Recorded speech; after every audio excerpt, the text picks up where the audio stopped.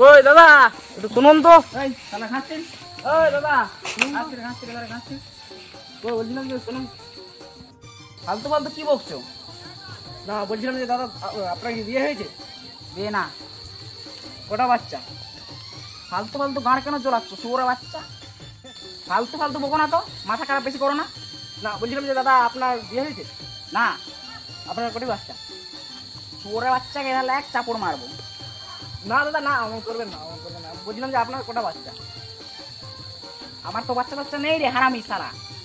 ও আপনি কটি বিয়ে করেছেন? বোকা চোদা সারা, তোর মাথাটা খেয়ে পাসে নাকি? এখানে বকিস না, যা যা যা শুয়োর বাচ্চা যা। দেখি আর একটা ঘর দিকে যাই, এই ফালতু ফালতু এই ডিপার্টমেন্টে কেউ কাজ করে সালা। কই দাদা, ওই এদিকে ভালুন। আমি বিয়ে ডিপার্টমেন্ট থেকে এসেছি। আপনার কি বিয়ে হয়েছে? না আমার বিয়ে হয়নি। আপনার কোটা বাচ্চা?